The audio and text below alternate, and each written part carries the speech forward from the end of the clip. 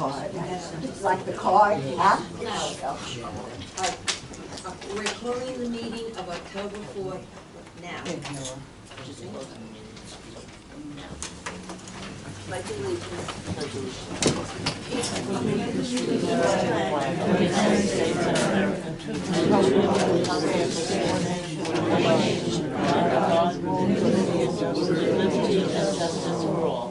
Moment of silence, please.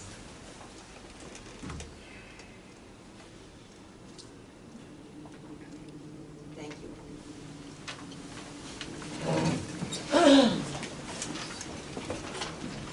This meeting is being called in accordance with the provision of the Open Public Meetings Act, and an announcement of the same has been mailed to the local paper and to the clerk of the Borough of Belmar.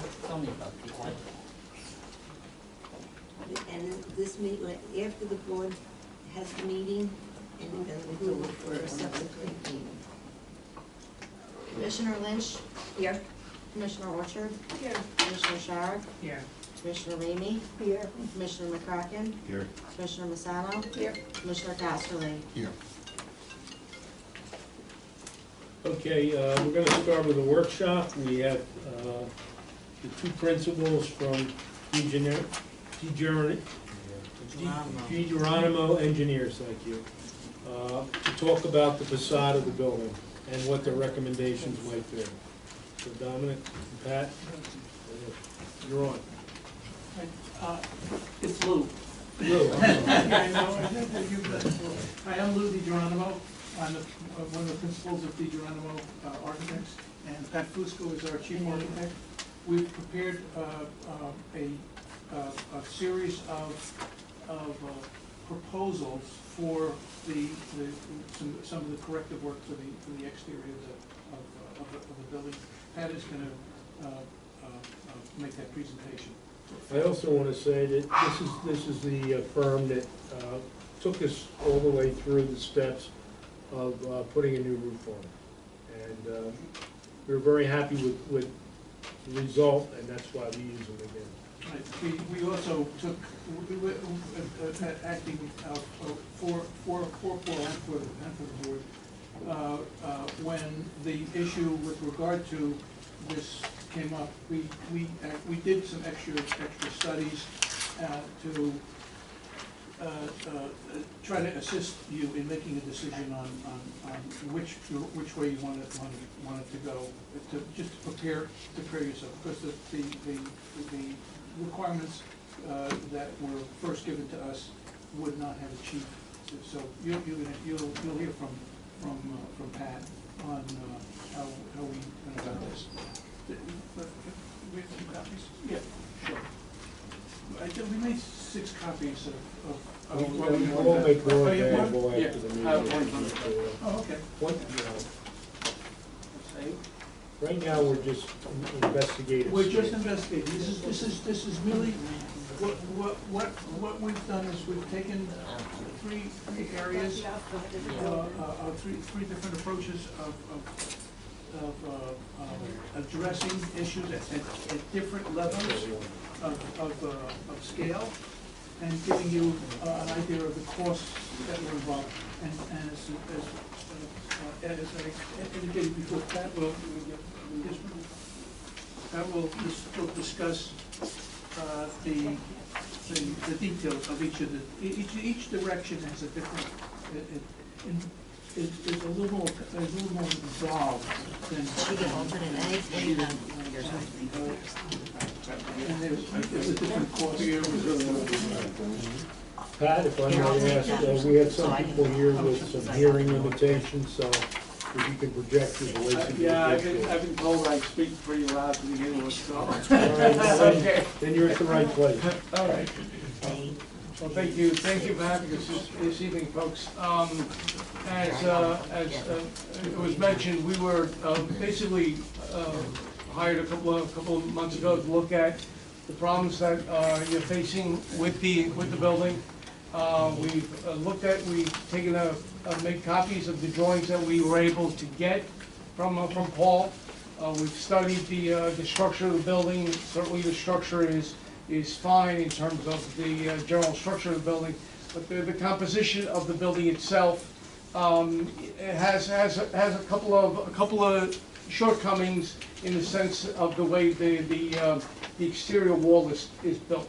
Okay, and that I'll start there because the building itself has aside from the fact that it's a concrete building, very solidly built.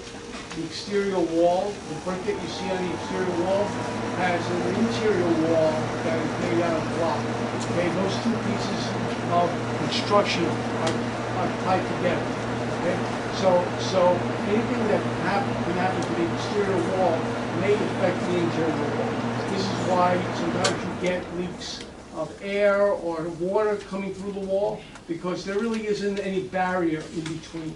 So the exterior wall and the interior wall are mated together, and we're concerned about compromising the entire construction. That's why the proposal we're going to give to you addresses that issue.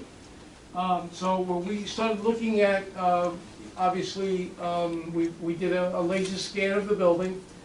We have photographs of all the conditions, and it looks like you have water issues, water penetrations through the wall that over time, through the freeze-thaw cycle, which over the winter, water gets behind the brick. When water freezes, it expands, pushing the brick out. Okay, so that's the reason why you see all the cracking and all the discoloring of the brick, and that's why at those areas where the brick seems to be bulging out is right where it's being held in place, by a steel lintel. So because the water is sitting on top of the steel frame, water collects there, it expands there, and that's where you see the bulging out.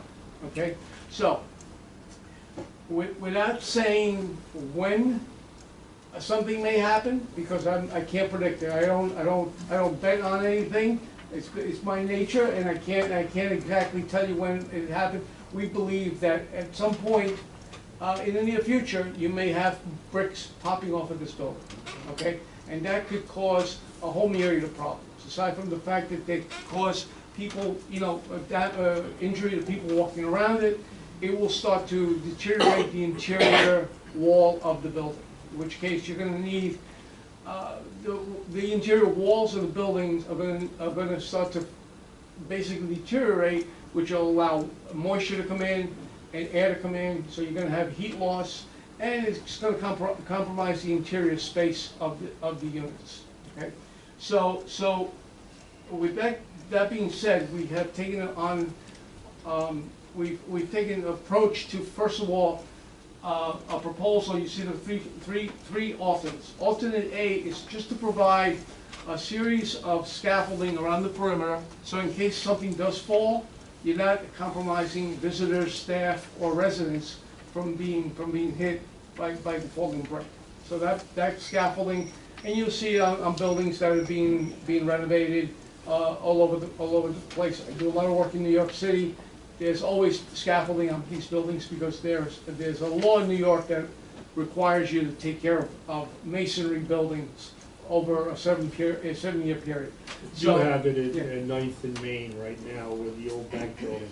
Okay. There's scaffolding over the sidewalk Right. to protect people from it. And the scaffolding, can remain there, for as long as until you get to a point where you're going to repair the facade.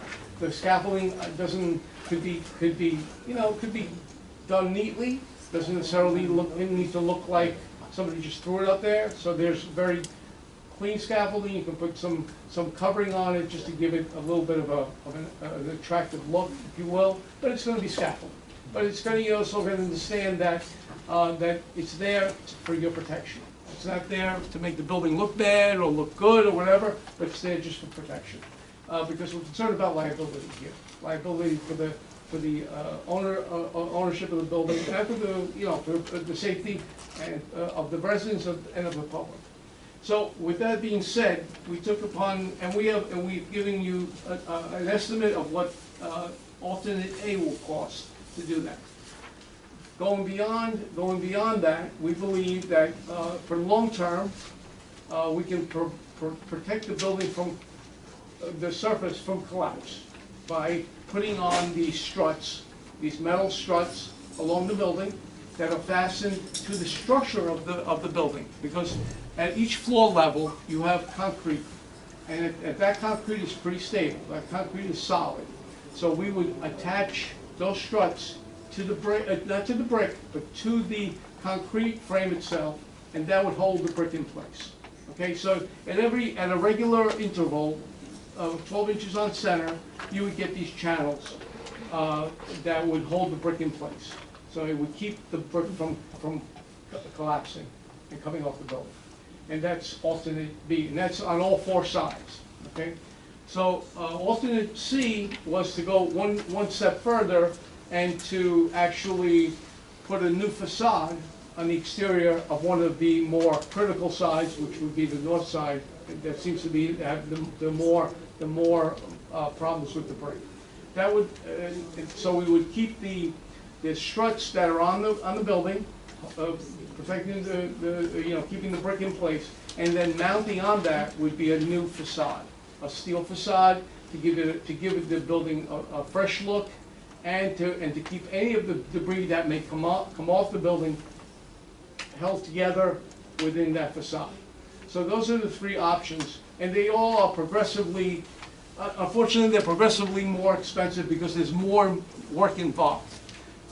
You have the basic proposal would be to protect the building, number one, which we think is at the very minimum something you should do, certainly to protect your residents and the public. Then we can go and start basically get a contractor to give us some pricing on installing these struts to further keep the building tight. And then in the future, next year, 2 years, 3 years, whenever you feel you have the capacity to do that, maybe put a new facade on the building. And you can do that in steps. You can do that one side, 1 year. You can do, and we've done this for other mostly condominium complexes, where they find that they have a certain budget that they can handle on an annual basis. So they phase these. So maybe the first year they do one section, the second year they do another section. We do a lot of this with roofing. Roofing becomes a big problem. So when you've got a lot of buildings, we replace roofing on an interval. So maybe 1 year you replace one roof or whatever. So those are our proposals. Now, Pat, with B, with the metal strut, Yes, that's sort of the step one to putting panels on. correct. So it would not be a wasted effort. We could build upon that That is correct. when the financing becomes That's a available. very good I want to point. make that very clear. That's a very good point. Because I don't want to do a piecemeal or stopgap and invest money in something that we're going to have to re-spend Correct. down the line. And I should. Let me interrupt you. No, that's good. That's just my,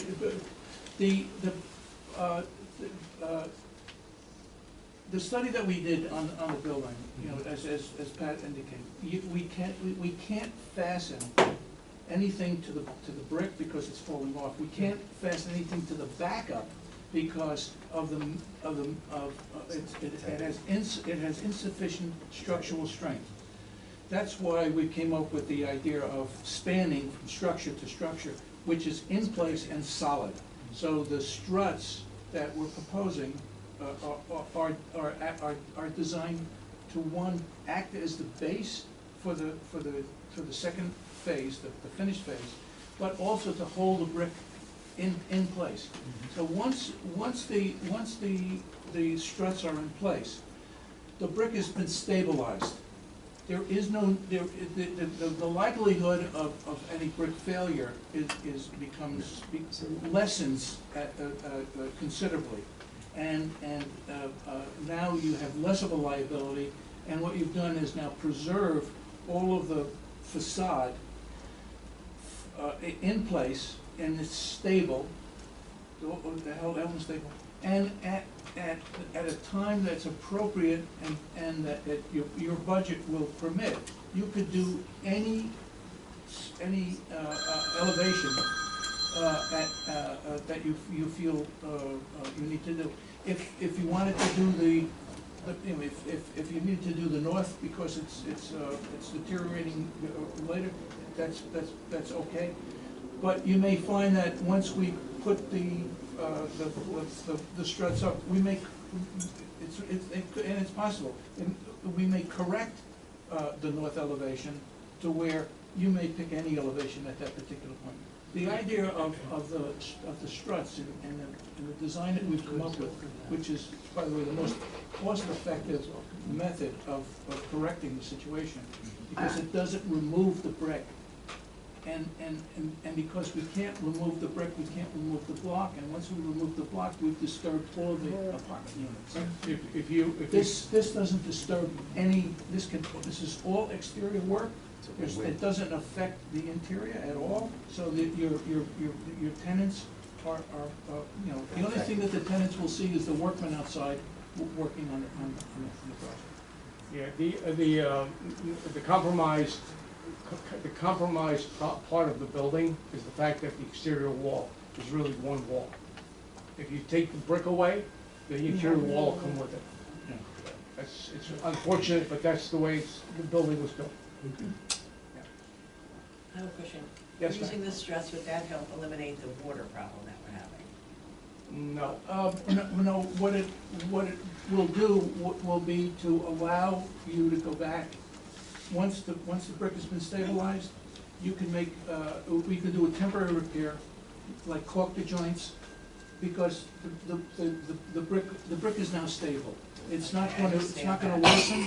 If any water gets in behind the brick, there's a structural web that's outside that's holding the brick in place. Okay. So, as I said before, the liability or the opportunity for the brick to disengage from the building is been reduced considerably by doing it, and it does allow once those struts are in, you can do minor repair. Okay. I would call it Band-Aid, because that's really what it is. It's really temporary. It's a temporary waterproofing to correct the brick. It's going to have a limited life to do it, but at least the major issue, which is the failure of the exterior, has been addressed. And down the line, we would assume if you put the panels up down the line, that would eliminate the water problem. Right, once you put the, yes, I'm sorry, Greg. I was gonna say, one of the reasons why we recommended this steel panel system is because in as much as, excuse me, you don't want to seal the exterior of, you want the brick to be able to breathe, okay? Because even though water gets into it, you want to be able for the water vapor to come out of the brick at some point. But then you don't want water to go back in. So the panel system, since there's air space in between, will allow that to happen and keep more water from going in. Because once you allow the brick to saturate and hold the water there, that causes a whole other new set of problems. Yeah. Now, did you take a good survey of the building in different years? We actually, this is the part that we were commissioned to do. We actually did a scan, a surveying scan, electronic scan, for the entire building. So we were able to, this is an engineering technique where we're able to identify as up to a 1/16 of an inch on the facade. It's an electronic survey it actually scans the facade and gives us every deviation vertically and horizontally that's here. So we have a very accurate survey and information that led us to develop these recommendations that we're proposing. So, yes, we have that, and that scan obviously belongs to you. We have all the drawings for that. And that's what also helped us come up with the solution of the level of deterioration that's out there, and what kind of cures that were available to us. It's amazing to have that equipment. It is, it really, it's, we've used it on, we use it on all our exterior now. Before it was binoculars in a pad. You know, that we would do. Now it's done all electronically. If you remember, Lou, we, early on in the game, walked around the building and you were doing visuals. We were doing visuals, right. Right. And we always want to be proactive so that we get into a We situation before it gets worse. we use all state-of-the-art, whatever is current. We've used drones to go up and photograph where we couldn't get access to buildings. So whatever's available, we use. And it's interesting when all that information comes back. It's amazing, you know, the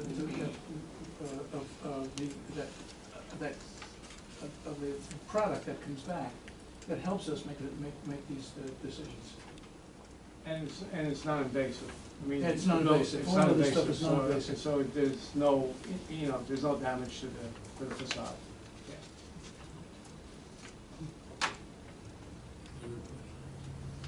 Are there any questions? Well, any other questions even from you, if you want to open it up to the audience or whatever? Well, if somebody has a question, otherwise we're gonna take it under advisement and we'll, we'll discuss it and we'll come up with a consensus. And we're available. We're available. And as Pat said, we're available. If you have any questions, we're happy to clarify any of the points that we've made. Yeah, it does seem to be. So one of the Oh, I'm sorry. proposals Yes, ma'am. that, I'm sorry, I don't know if this is a good Hold question on or one not. second, hold on one second, Okay. Joan, okay? Sure. Go ahead. so, one of the proposals that you talked about, you referred to as a Band-Aid. I mean, I don't think we need to be putting any Band-Aids on anything. If we're gonna do this, we need to do it once and we need to do it right. And we have a building that, obviously looks dated as well, so, my opinion would be that, if we can get a new facade that makes the building look more modern and appeasable is the way we should go, assuming we can find the funding to do that. But, so that's I just want to be clear, that's the alternate C. And the alternate C only addresses one facade. One facade. Facade. Right, Okay, but it does, that alternate C would be the facade that would encompass the entire building. And I'm happy to hear from that you would like to see a more modern look to the building, and it would be, Make it a would be positive, state of the art. make a positive change to the It would make a entire very, building. absolutely, we've already envisioned what it's gonna be looking like. And if we go, if the decision is to go to that alternative, or when the decision is made to go to that alternative, we'll be happy to, we're gonna be creating a rendering for you, because whether you do one facade or 4 facades, you wanna make sure what it's gonna look like. And we're gonna, And also there's we'll provide that a to you. variety of panel systems that we've looked at, investigated. So there's not one solution, but they all fall within the same cost factor, if you will. Again, keeping in mind that if you only elect alternate 2, which is the base, that's the structure that the new facade is going to be attached to. So we have, and as Pat said, there are a variety of different types of facades that we will be able to present to you that will be able to be attached to a subframe, basically. It's a structural subframe that we're proposing. We're not just going to give you the green one. Or the black one, or whatever. There's many options. Yeah. I think there's some questions before, because everything else, I think covered the questions, all the information. Okay. making a motion to open up to the public if they have any questions. I need a second. I'll second. All in favor? Can I speak now? Yes. This is just a quick question. When you, the first step, when you put the, Scaffold. scaffold up, Scaffolding, right? how much wind can it take? Because the north side, the winds are like a hurricane. Now, would anything be thrown down from a real strong wind on that scaffold? Well, the scaffolding is, first of all, the scaffolding that we designed meets basically New York City construction code. So it's probably the most stringent construction code in the country. So it would be anchored to the ground, and it would be braced against the building. The scaffolding is there basically to protect you from any falling Anything debris. falling, right, So so it's not going to prevent stuff from falling, but it's going to prevent something from falling on top of you. Yeah, it's just Yeah. that the winds back there are unbelievable. But the scaffolding is designed. Whatever's on the scaffold, or even covering the sheets, or whatever you're gonna put on it, Will be caught. It's like a And big, it it's like a the wind big won't blow box that gets, that the, whatever debris goes down, falls on top of, and then will not be allowed to go onto the sidewalk. okay, that netting or whatever is gonna be strong enough to the heavy winds, Yes. okay? That's all I want to know. Okay, Joan, I guess you're on the north side, huh? Yeah, right there, babe. It's terrible, the wind back there. Yeah. And it's funny, the front, nothing, you didn't even think there's wind. It's weird the way it works. You have water on this side, don't you? Right, yeah. Yeah, So chances are the wind is coming off the water. yeah. As Oh, it- yeah, as it that's ca- where it's come yeah, from. as it's coming extremely over land, strong. it usually dies down. Yeah, my dog, when he's out there, he goes this way. And that's where you're gonna get your coldest wind as well, from that side. It does. Thank you. My question. Anyone? Yes? So are you gonna mount the rails with concrete anchor bolts? I'm sorry, who's speaking right now? I'm sorry, Joe McAvoy, 700 Main Street. Thank you. Yes, The rails will be mounted into the concrete Concrete. floors with concrete anchor bolts? correct. There's a system, Hilti makes a system, Yeah, which Hilti will does. drill into it. Will you epoxy the entry? It'll be epoxied into that the rock fill makes so the concrete. water doesn't get further in there? Yep. All right. Any more questions? Okay. Yeah, motion to close? Yes. Second. All in favor?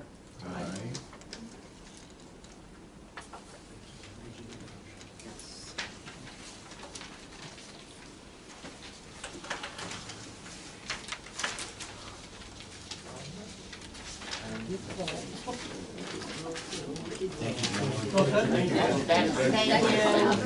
Send them home. Lou, thanks for coming. Matt, thank you for coming.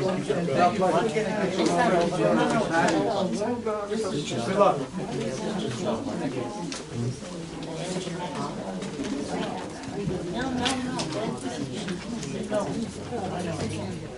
Good night, folks. All right, so next on our agenda is, excuse me, next on our agenda is resolution 2022-11, adoption of the budget, which we introduced back in August. So tonight we'll be formally adopting that, so we just need a motion.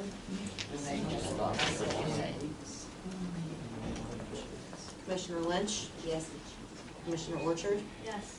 Commissioner Sharrett, Commissioner Ramey, Commissioner McCracken, Yes. Commissioner Massano, Yes. Commissioner Casserly. Yes. Now executive session. Yeah. We will be going No. into executive session, so. So we have resolution 2022-12, resolution authorizing executive session for contracts. I just need a motion. I'll make the motion. I'll second it. Commissioner Lynch, Yes. Commissioner Orchard? Yes. Commissioner Sharrod? Commissioner Ramey? Yes. Commissioner McCracken? Yes. Commissioner Misano? Yes. Commissioner Casserly? Yes. Okay. We'll just have to ask everybody to wait out in the lobby. Yeah, yes. Way out in the lobby, Right. When we go into executive session, that's just the board, and that's when we will talk about. Well, we're dealing in contract, so people have to leave until we come out of executive session. We have to meet here, we have no other facility to meet in. That's to leave now? Is that what you're Yes. saying? Yeah. Okay, tell us, get out. And then we're coming back in Come back again? in, yeah, once we're done. Conclusion of the executive session. Right? Yeah. We don't know. It's in Knoxville. So we may get 5,000 back on that. And I also, we're gonna send seats to the letter. Yeah, she wants to take I don't think Jake out. I can tell you.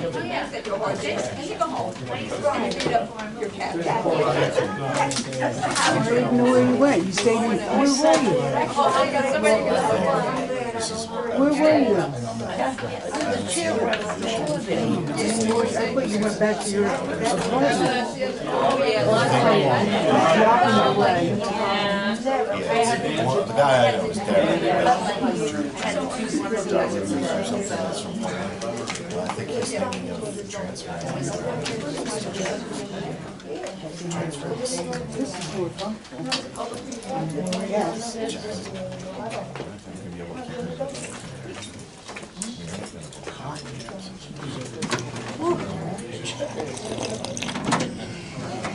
Oh, I hope I'm not on camera. Mike. Thank you. Everyone looks good.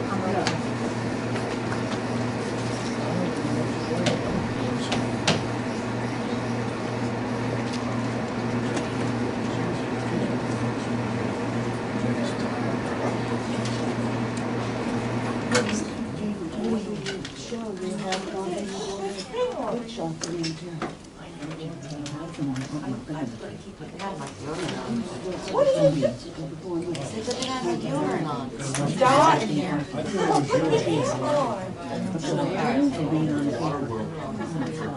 Yours 11?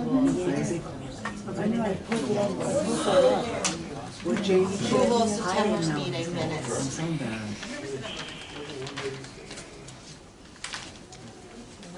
I did see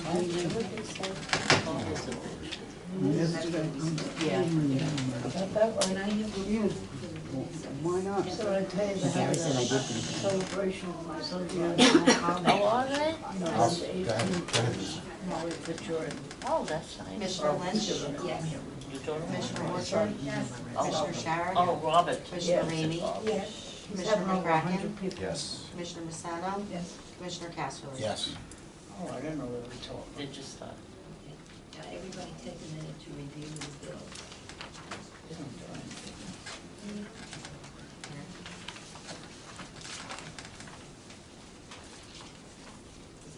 He's having a CJ.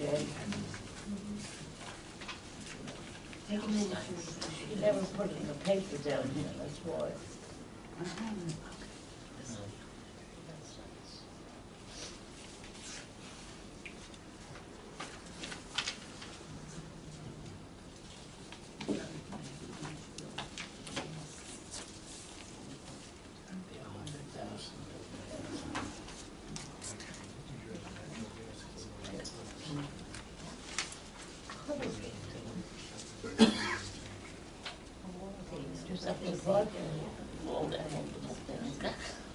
That's an annual fee to the state. To the state.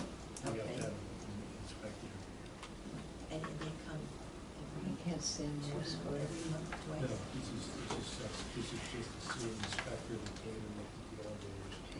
He's So that's satisfactory and how the company that maintains the elevators can say.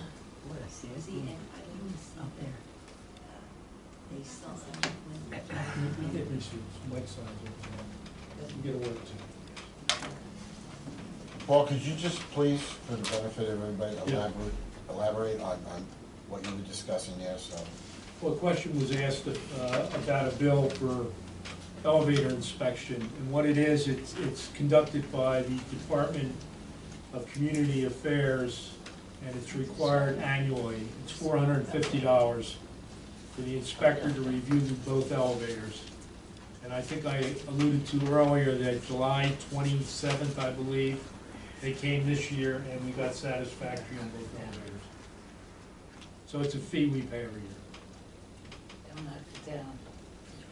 And we also have contract with a company that comes in monthly and services the elevators. Thanks, Paul. Okay. Any questions on the bills? Any other questions? I make the motion that I'm making a motion to approve the bills to be paid. Second. How's your son like his new job? Commissioner Lynch? Yes. Commissioner Orchard? Yes. Commissioner Shara? Yes. Commissioner Tedesco? Oh my God, Commissioner Rainey? Yes. What are you talking to me about, Amy? Come on now, baby. You know what? We have I must have copied this Do wrong. you have some, Commissioner McCracken? yes? There. Commissioner Massano? Yes. Commissioner Casserly? Yes. We have the same time.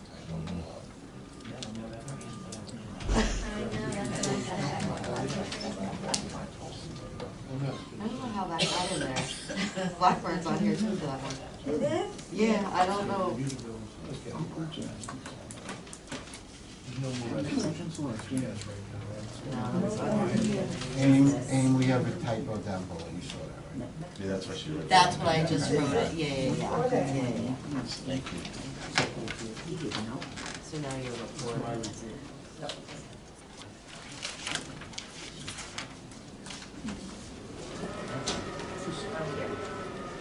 Okay, report from the executive director.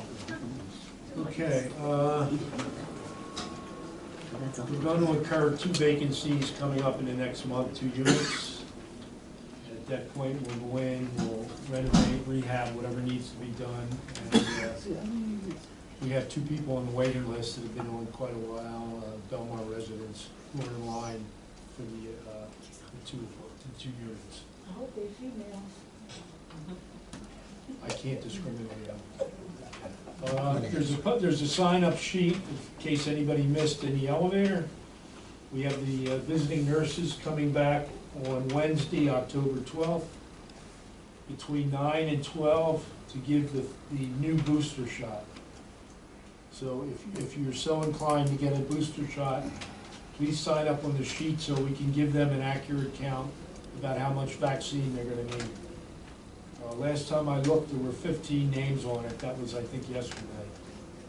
So, if you want the shot, please sign up, because if they bring limited vaccine, you're not gonna be able to get it if you haven't signed up. As brought up at the last meeting, an emergency management plan has been updated. Just to highlight it, 3 people on the team, the management team, will now be contacting the police, the borough administrator, and the emergency management official during any type of emergency. Next, there was a letter distributed to all 50 units in the building on 9/20. They were either put under the doorway or out in front of the door, and I haven't been able to ascertain who has, if anybody will take responsibility for it, who distributed that letter throughout the building. I didn't get anywhere. Well, I guess that person's not gonna do it. I got a quote, first quote for the generator for a new transfer switch.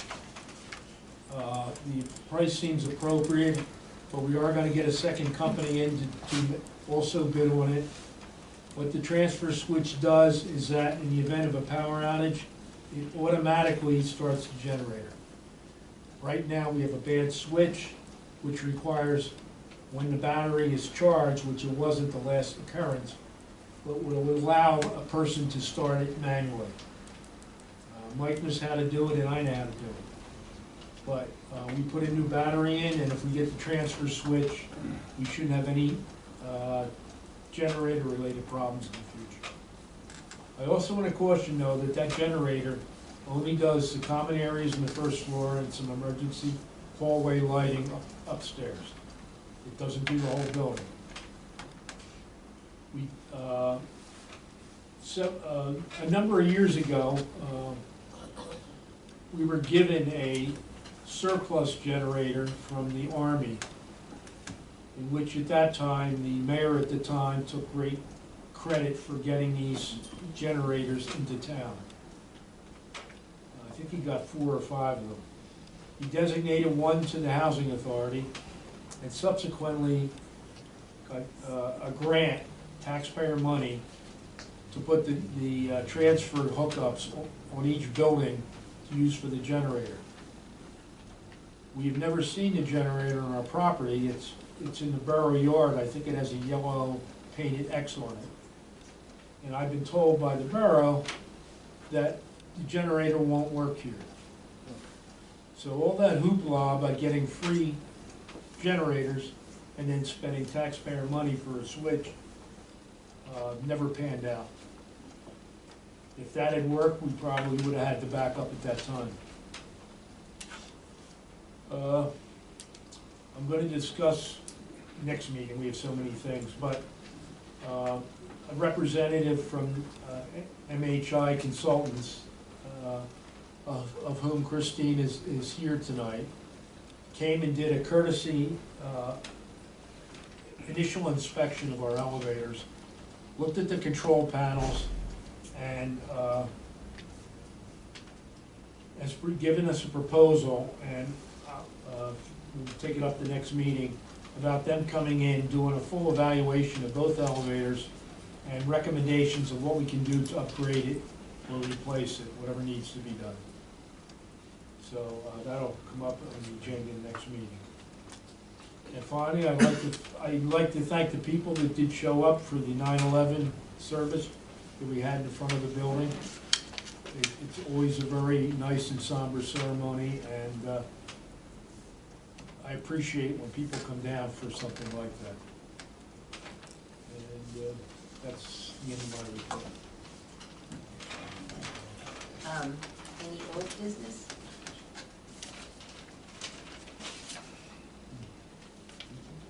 Any new business? Yeah, we have resolution 2022-13.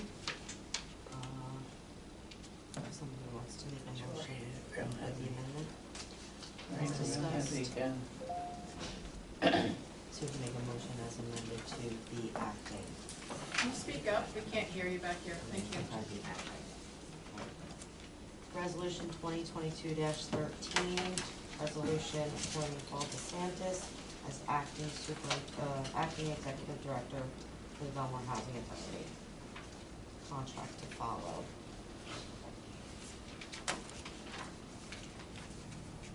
So you're making that motion, Karen? Do I have a second? Commissioner Lynch? Yes. Commissioner Orchard? Yes. Commissioner Sharrock? Yes. Commissioner Ramey? Yes. Commissioner McCracken? Yes. Commissioner Massano? Yes. Case Casserly, I'm Yes. sorry. Thank you. Commissioner Casserly. No case. Can't be so lucky.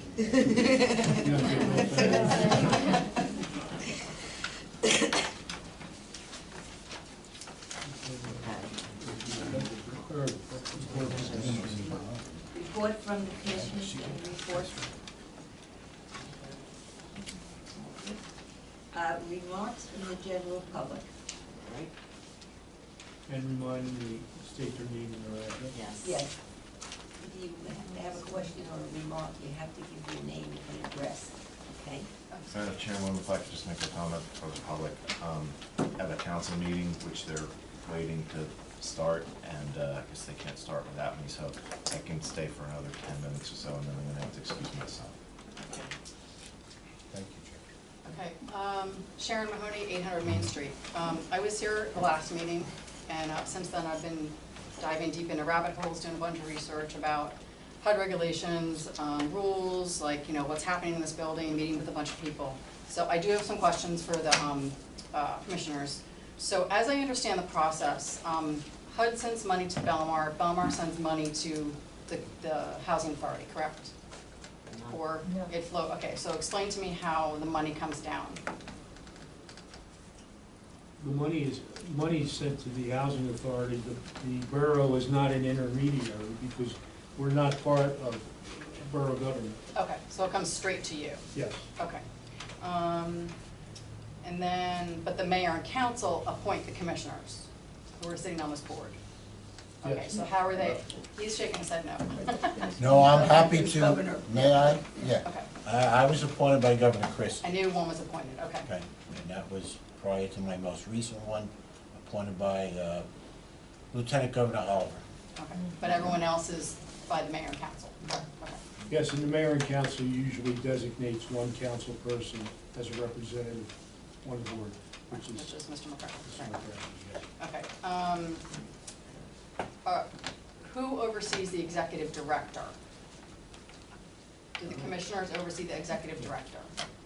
As far as making sure that those, like, job responsibilities are also in compliance? Yes. Who's responsible for that? You're saying yes? Okay. And does the executive director currently have a contract with BHA? Yes. Okay, a formal contract? No, not No, yet, oh my no, God, that's no, not getting no. voted on We- it yet. Initially, I was hired under a resolution which lasted for 1 year. Through the oversight of I guess, the council, since that time, I've been a month-to-month employee. Okay, but this appointment tonight, what is that for?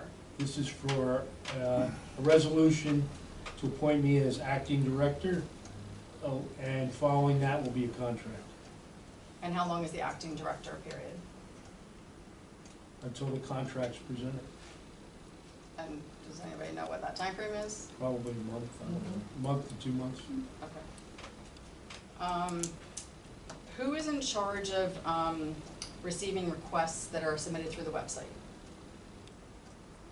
On the website homepage, or the contact page, there's a form on there where you put your name, your email, and request. I get those emails. Okay, and who's responsible for replying to the people who submit the request? I generally respond, most of them are about people wanting to apply here, and I have to tell them that our application process Okay. is closed. I've submitted several requests through that form, and I've not received one reply. Well, you also submitted it to the borough, and I believe the borough administrator is gonna respond by tomorrow. That's because I did not get response for some of the stuff here. Well, So- under Oprah, there's a time frame. Well, that It was- doesn't have to be immediate. That's the question is, if it's Oprah, then does it have to go through the borough to get documents from here? I can Is tell that you, I the did process? respond to the one. Hmm? I did respond to the first. I didn't receive anything back, okay. I've responded through the website's reply. And something may not be working, because I got nothing back. Okay, I mean, Okay. I can go probably pull it up and show you You might that. wanna test it on yourself, like just send a request and see how that works, because I got nothing back. Yeah. But I did go back and check, because a bunch of them were requests for meeting minutes and things like that, documents that were missing from the website. And that was So my I response. went back and That checked, was and then they done. were finally updated, but I never received her email reply, okay. Yeah, it Um, was. And then, who is in charge of the website and information that's provided on the website, per HUD guidelines? I update the website with the meeting minutes and everything. But as far as anything else that's supposed to be on the website per HUD, who's responsible for that? I guess you could say I am.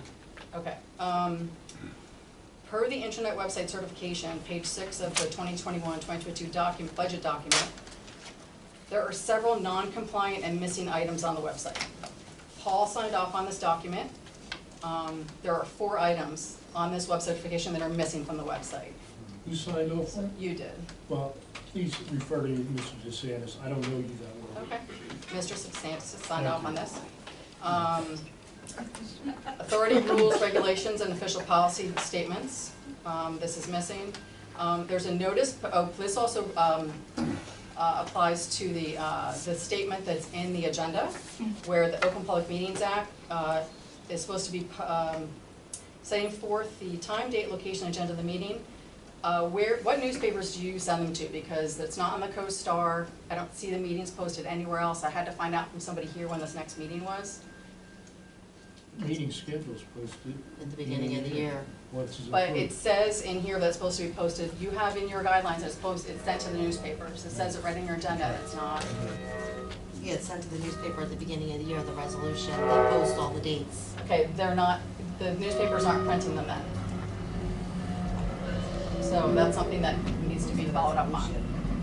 But we actually publish the resolution that we adopt at the beginning of the year in the CoStar at the beginning of the year. But if you notice in the CoStar, the Belmar council meetings are posted in the Belmar section every single week. But there's never been anything about the, at least I haven't found anything about the BHA meetings. So, Well, there's other meetings that aren't, Harbor Commission meetings aren't posted. I'm speaking directly to the BHA right now, so I don't know anything about those.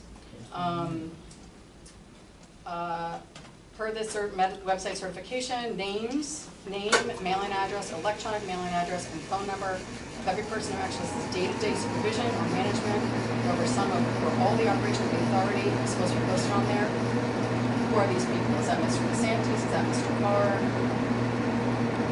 That information, there's no information on there with an email address, a phone number directly to that person. I get a link from the Belmar Housing Authority, so anything that's posted on that website, I get. I have a Gmail account.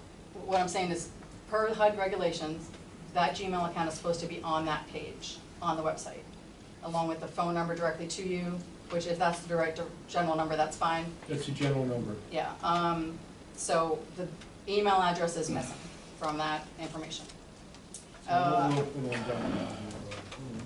A list of attorneys, advisors, consultants, and any other person, firm, business, partnership, corporation, organization that received any remuneration of $17,500 or more is supposed to be posted on the website as well. That I don't see. There's also a penalty provisions regarding this stuff missing. So, I mean, I can address that separately with HUD. Okay. Per HUD, and I did speak with Melissa Bennett. She called me a couple weeks ago because I did reach out to her with some questions. The BHA is supposed to, the housing authorities are supposed to ensure that residents reside in decent, safe, and sanitary housing. They have the right to live in decent, safe, sanitary housing that is free from environmental hazards, including lead-based paint. That's just copy and paste. There are several items on this property. I believe the truck, the trailer with the boat is still out there. That's against borough ordinance. And I mentioned that to Mr. Carr the last time I was here. He said he knew nothing about it, but it is not allowed, as well as a truck that's up on blocks. An inoperable vehicle is not allowed on any property in Belmar. It's not just this property, but any property in Belmar. So there's an abuse of power going on there. People are using this as dumping ground. Let's see. Application and occupancy policy. Do all residents receive a copy of this? Because that document that's on the website is really hard to read. Half the pages are turned sideways. There are exhibits in there that are missing. They're not even referenced. It says exhibit blank. So I don't know who's responsible for that document or if every resident gets it, but I couldn't read it and my eyes are fine. Are you gonna apply? Is that why you're No, I'm looking, concerned about it? I'm trying to see what the, if you're in compliance with HUD, that's what I was looking into. Per section 508, which everybody should know about, it does not meet compliance.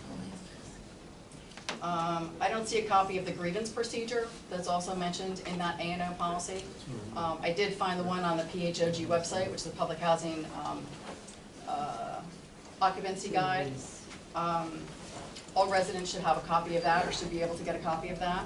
It's in the lease. Does everybody have a copy of grievance procedures with their lease? I don't have any grievance, I don't need it.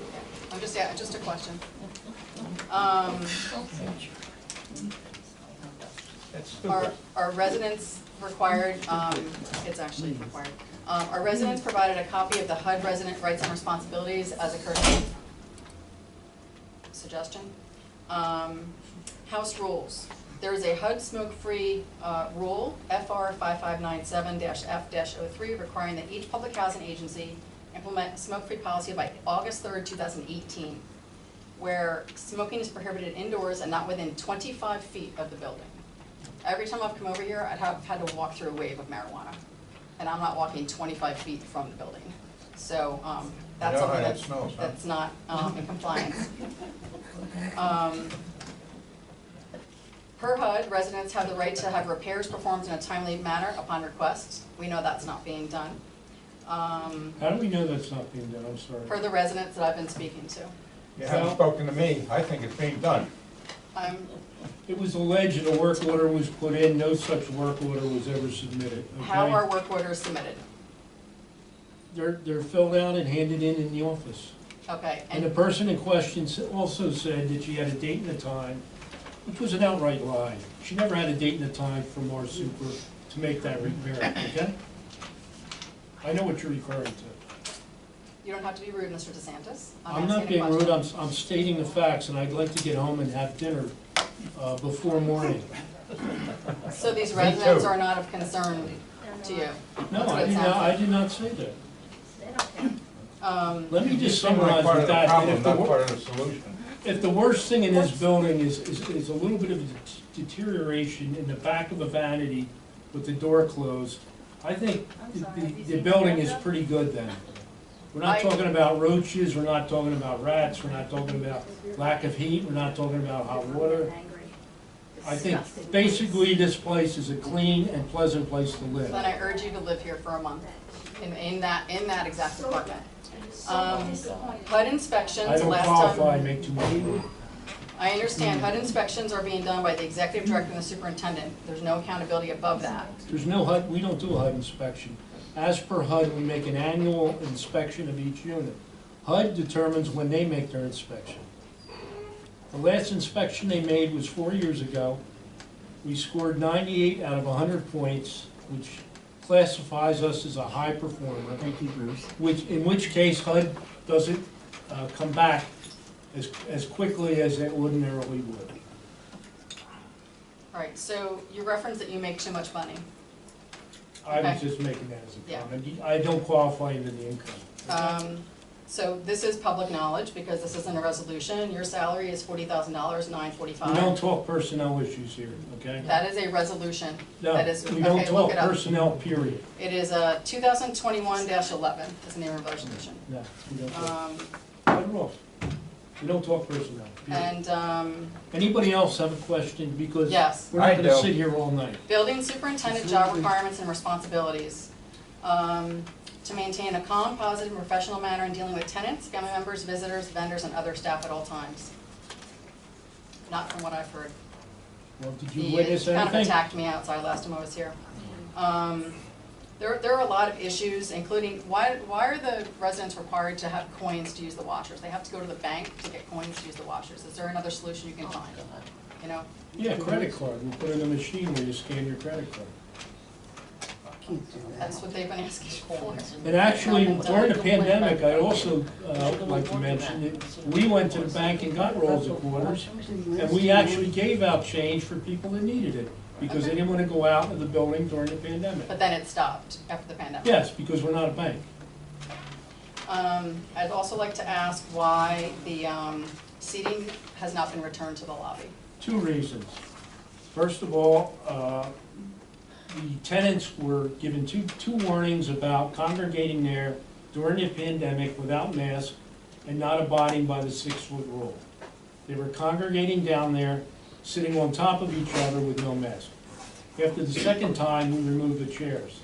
The second reason for it is there's been a history and a practice of a group of residents that sat down there and would make rude and mean comments to people coming into the building, particularly new residents, That's not true. in an unwelcoming way. That's not true. And so the venom that they were spewing, the other tenants didn't need to have that. And there were several new tenants that came to me and reported that people were making rude and inappropriate comments. So it's not a question of seating. We have this large room with plenty of seats where tenants can gather and socialize. The morale of the people is down since the chairs are out of there. Well, you That know I what? can tell you. That's Maybe you not didn't gonna notice, change. but we all noticed. It's not gonna change. Okay. I'll take it further. Go over your head, Paul. Let me see. Go over your head. Anybody? Yes, Paul, can I speak? Yes. Yes. Thank you. I'd like to He's here, say here. something. He's lived here for a I'm sorry. year. I'm sorry. I'm Bob Vinnick, I'm in 2C. This whole thing seems to have stemmed from the fact that the electric company lost one phase of the three-phase power system. If we had a brand-new generator and a brand-new transfer switch, it would not have worked. This is unprecedented. Never in the history that I've ever heard of has the electric company lost only one phase and had the other two phases going. The transfer switch would not have noticed that and would have kept the two phases on and burned up the elevator. It was not a fault of anybody here or anywhere else. It was a dire situation. It happened and people were hurt by it and nobody had any idea that something like that could happen. That was completely unprecedented. And I see everybody's taking blame for it and it's wrong. Act of God. It was an act of God. What? The other thing I want to say is this. I was homeless when I came here. Whatever she said is wrong. I asked for an application, I got it within an hour.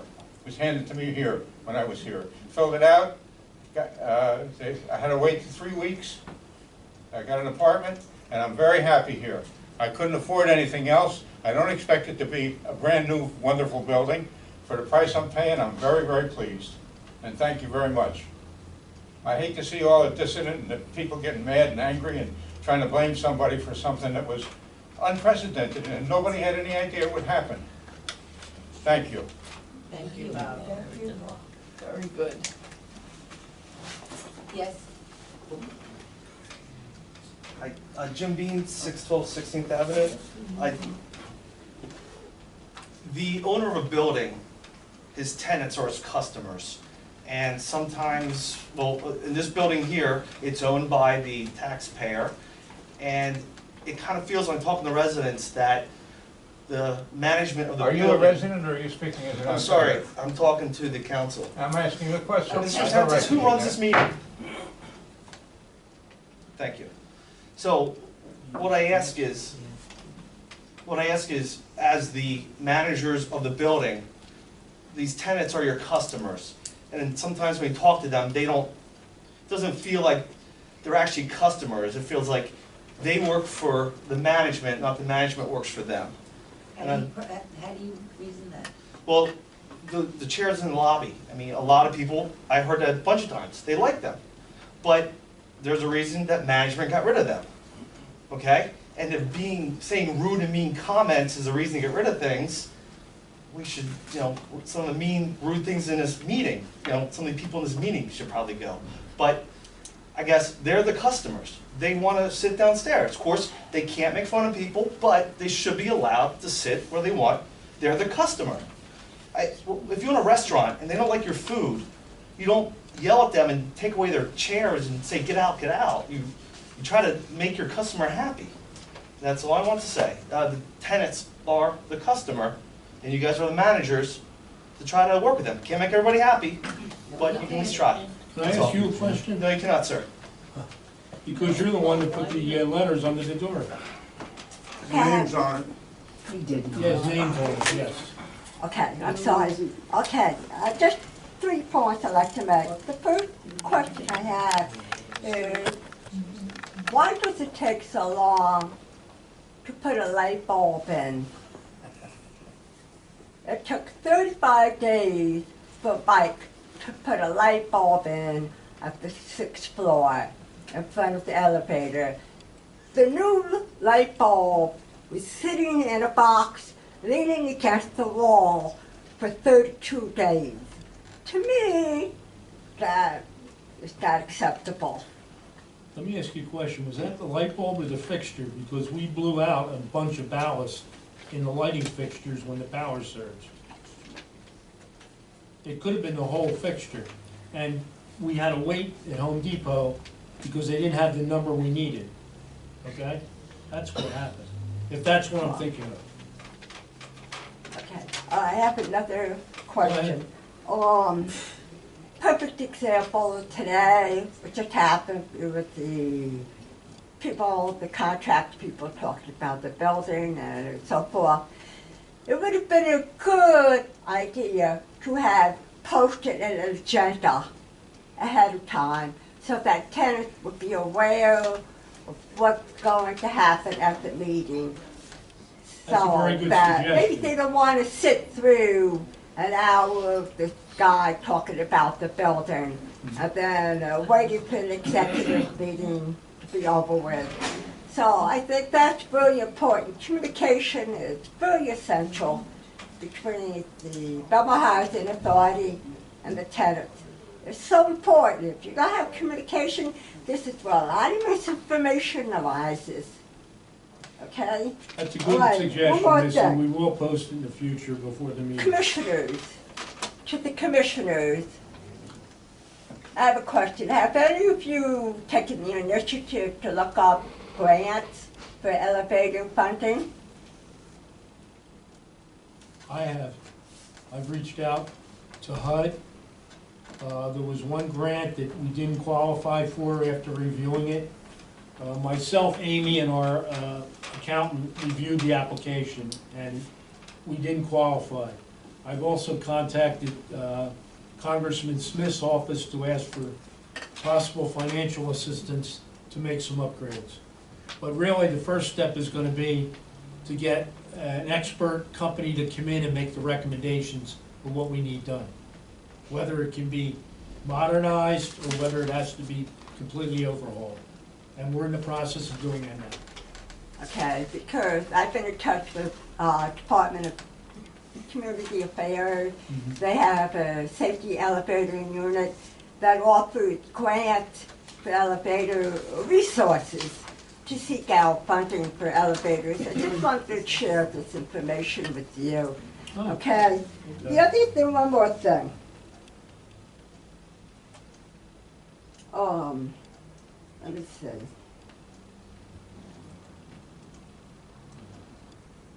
Oh, okay, one more thing. The last, I think this is very important. If the commissioners will come up with a handbook for tenants that includes information in the case of an emergency, who to contact, you know, a fire in your room, if the elevator breaks down, what to do, who to contact, post phone numbers, include the Office of Emergency Management. Also, the local Red Cross is very, very willing to help out. If we ever have a crisis like we had a month ago, they would be very willing to come over and help the tenants while the power is out. Okay, I did a lot of research this past month. Okay, I contacted Congressman Chris Smith, Senator Robert Singer, Freehold Commissioners and Freehold Commissioners, Lieutenant Cheryl Oliver. All of these people, I'm trying to get information out to them so that they know that we need elevators here. We need 2 elevators here. Okay, so I'm trying to move forward. I just want to let you know that. Christine, do you want to make a comment since you're our expert elevator person? Just to introduce yourself if nothing else. Hi, I'm Christine Workman. Actually, I own an elevator consulting firm, and I am a New Jersey building inspector as well. So I worked for years at Otis Elevator. I worked for years at Kone Elevators. So I worked out in the field, done a lot of work with, and now I'm doing a project at Montclair, the Montclair Seniors, and Atlantic City, one of their senior housing. It's a HUD building as well. So I'm familiar with a lot of the processes. But what I did, I came out and I called Paul after I saw kind of the postings on Facebook and said, can I just come over, no charge? Let me see what you have, let me see your situation. because my mother-in-law lived here for years, Lillian Coughlin. Oh, Yeah, so Lillian was, and I was in this building all the time. Yeah, We love her. yes. My brother-in-law Kevin is here now. So, you know, my son was in this building all the time with his grandmother. Yes. Um, Is your son Matthew? Yeah, Yeah, yep. we know Matthew. Matthew's in Florida now, he lived through the hurricane. He was so tiny. He's 18 now, he Oh. drove his Jeep to Florida. But, so what I did, I looked at it, and the elevators, honestly, the elevators you have are hitting kind of the end of their normal life expectancy. There's nothing ridiculously wrong with them. There's nothing that, looking at it, you know, to walk in and say, oh my God, what's going on here? And like I looked at it and I went, okay, these are IBM relays. This stuff is becoming obsolete. It's time to upgrade. And whether or not that means doing a full-blown replacement, whether it's modernizing the controllers and all of the fixtures. So once, you know, I said to Paul, let me send you something officially on the books. But I did want to come out last week or 2 weeks ago and just look at it and make sure I'd still get in the elevator, I'd still put my kid in the elevator. I really wouldn't worry. Yes, it's at the end of its life, but it doesn't mean it's an emergency. It doesn't mean it's not a disaster waiting to happen. Would you share your comment about the time frame? Yeah, so just so you know, once you do decide to modernize an elevator, from the time that the contract is signed, it's during good times when there's no issues with getting deliveries and procurement, it's 20 weeks. Wow. So that's 5 months before they can start. And that's typical. Yeah, you would do one at a time, absolutely. And that's actually, with this, it's good because they're both completely different, separate controls. The passenger elevator is hydraulic. The freight elevator, the service elevator, is a roped hydraulic elevator. So they are two totally, completely separate controls. It's not like it's a duplex where there'd have to be a time frame where they'd both be out for a day or two. That won't happen. And the nice thing is, once you start modernizing, you have a team here, the mechanic and the helper that are here, working on the elevator full-time. So God forbid anything does happen to the other elevator, they're kind of here right there to fix it. They're on site. But it's gonna be a process. I mean, it'll probably be a year from now when it gets done. So we always say to people, modernize the elevator on your time frame, not on the elevator's time frame. So this kind of was a blessing in disguise that this happened, because now you're looking at doing the repair while your elevators are both working. So it's not like, oh, one of them's out, we need to modernize that one now, and it's not gonna be working for the 5 months while you're waiting on parts. Because that's the other thing, we say to people, do it while the elevators are working, because if you do it, and we do see this all the time where people Band-Aid it and they push it and push it and push it. And now all of a sudden the elevator's down and you can't do anything. Now it's like, well, now we only have one elevator and you're only gonna have one elevator for a full year. Once they start doing the work, it goes fast. It's maybe a 5-week process to get the thing done from beginning to end. It's just the waiting game of getting the parts stinks. Just one final question. What did you think of the time frame of 22 hours elevators being down? With a power failure and with the generator not being, that's kind of normal. That's actually kind of normal with nobody being called and brought in. And I mean, I used to work in Cedar Grove up by Wayne, and they had a huge flood there in the building, and they called me and said, the elevators aren't working. I said, yeah, they're electric elevators and the building has flooded and there's no power. I'm not sure what you want me to do. I can drive up there from Belmar and stand there and tell people that there is no power to the building, so there's no power to the elevator. So I don't know, how long did you guys not have power to the building? It was a couple of hours, right? Yeah, it was a couple hours. So it was a couple of hours. I So by think it the- was from 3 to 7. So it's similar to like if when your computer goes down, because your elevators are driven by a computer, when the power comes back onto the building, the elevators don't always automatically come back on. An elevator company sometimes has to come and turn them on. So if nobody called the elevator company and said to them, the elevators are down and it's due to a power failure, and then they get here and certain things have fried. It's like not having a power surge protector. It's, you know, they have these old IBM relays, which you can still get. They're becoming a little harder to get and becoming obsolete, but the 22 hours is kind of, unfortunately, it's kind of normal when this happens. We didn't know the elevators were bad till the power came back on. Well, that's what happens. They comes on and all of a sudden, it's like you bring your car to Jiffy Lube, I got my oil changed, you drive out and you run over a nail. My car, how come my car doesn't work? Well, the car works, but you just ran over a nail. Okay, we replaced the tire.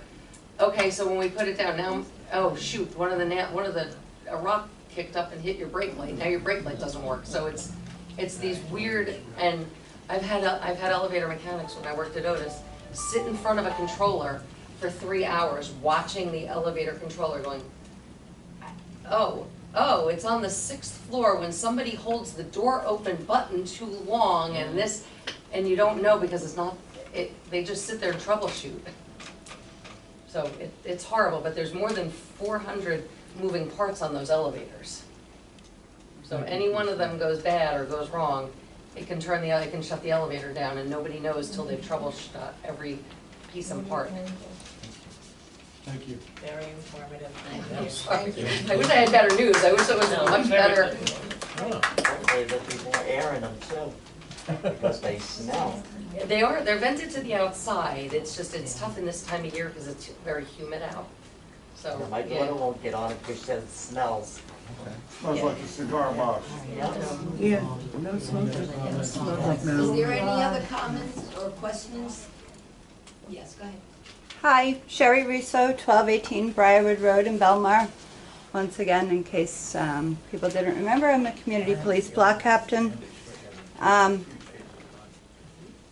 just have a few comments. I don't have any questions. One of them is I feel very saddened and upset that this was held on a Jewish holiday. I think that is unfair to certain people that perhaps wanted to come but had to choose between their religion and important senior citizens. I think that is unfair, and I think it's 2022, and I think that, you know, in a sign of the times, whether or not you agree with other people's religions or not, that's just the way things are these days.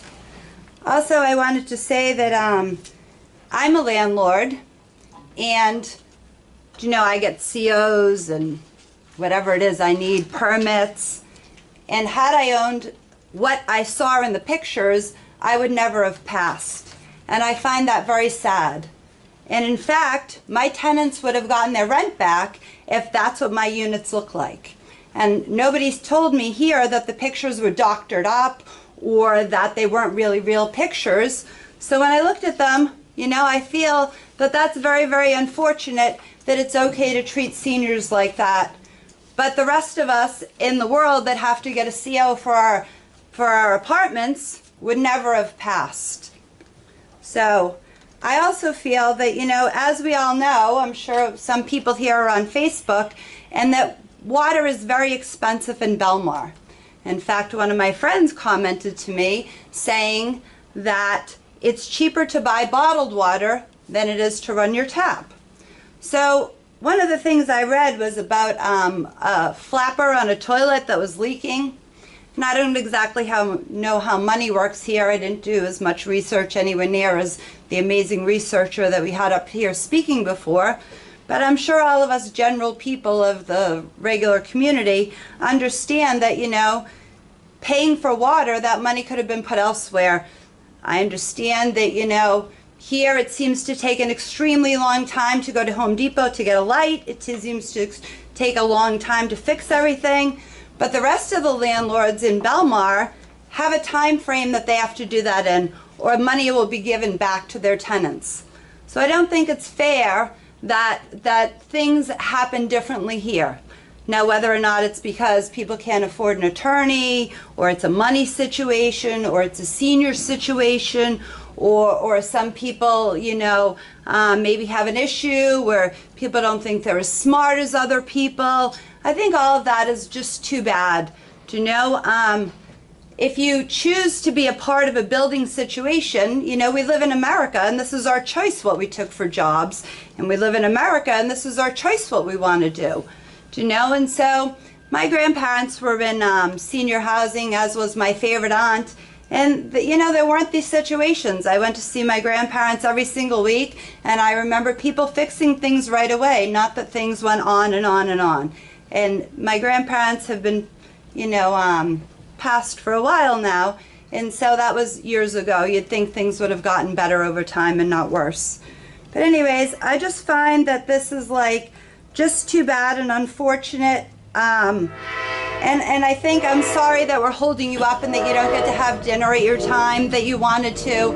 You know, that's unfortunate. I'm sorry. I'm not sure if you're the person who is on call 24/7 and you know that my comment is inconvenient to you because I don't live here or because you don't get to eat dinner on time. I'm very sorry about that. I feel for you, you know, and that if I don't address you with the correct prefix, you know, it's unfortunate that this is what goes on, and it's unfortunate that these are things to be said, whether or not, you know, it's a money issue of, again, of people not having an attorney, or people not having a loud enough voice, or people not being able to band together, you know, and I want to thank you all for my time.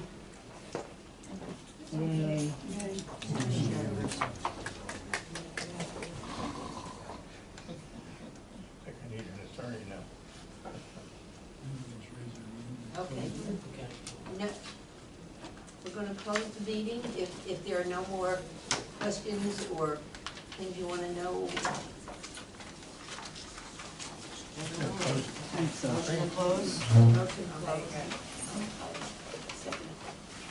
All in favor? Meeting